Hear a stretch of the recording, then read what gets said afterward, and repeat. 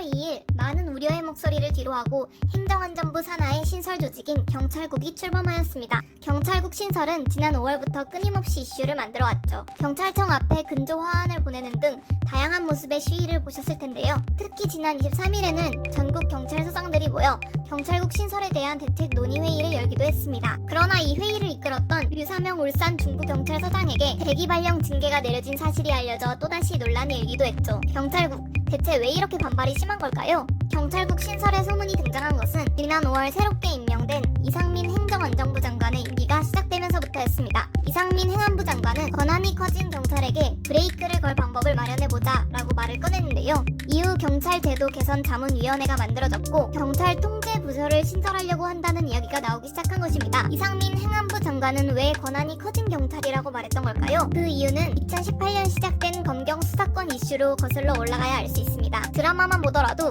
검찰과 경찰의 사이가 좋지 않다는 것쯤은 다들 알고 계실 거예요. 두 조직의 사이가 안 좋은 이유는 권리의 차이에서 오는데요. 쉽게 말해 그동안은 상대적으로 경찰보다 검찰의 권리가 더 많았던 것입니다. 검찰과 경찰의 가장 큰 차이점은 기소권이 있느냐 없느냐로 나뉩니다. 경찰이 사건을 수사한 후 판사에게 A씨에 대한 징역을 요구합니다 라고 말해야 하는 과정이 필요하죠. 그 과정을 기소라고 합니다. 그런데 기소하는 과정 자체는 오직 검사, 곧 검찰만 할 수 있습니다. 기소권이 검찰에게만 있기 때문이었죠. 이러다 보니 사건을 수사한 경찰에서 A씨에게 벌을 주고 싶어도 검찰에서 받아주지 않으면 어쩔 수 없는 상황이 생기기 마련이었습니다. 또한 검찰은 이 기소권 외에도 여러 가지 권리를 가지고 있었습니다. 첫 번째, 수사 개시권, 두 번째, 수사 지휘권, 세 번째, 수사 종결권입니다. 검찰은 이 세 가지 권리를 모두 가지고 있지만 경찰은 오직 수사 개시권 하나만 가지고 있었죠. 심지어 영장 청구권도 검찰에게만 있었습니다. 이러한 문제를 해결하기 위해 2020년 1월 개정된 법안이 국회 본회의를 통과하게 됩니다. 그게 바로 형사소송법과 검찰청법이었습니다. 이렇게 검찰의 수사권이 줄어들고 일부가 경찰에게 넘어가면서 경찰의 권한은 그만큼 커지게 된 셈이죠. 이상민 장관이 왜 경찰의 권한에 브레이크를 걸어야 한다고 했는지 조금 이해가 되시나요? 다시 경찰국 신설로 돌아와서 앞으로 경찰국이 어떻게 운영될 계획인지 그 방안 또한 구체적으로 나온 상태인데요. 첫째, 경찰 업무 관리. 앞으로 경찰의 전체적인 운영은 경찰국 내에 만들어진 총괄지원과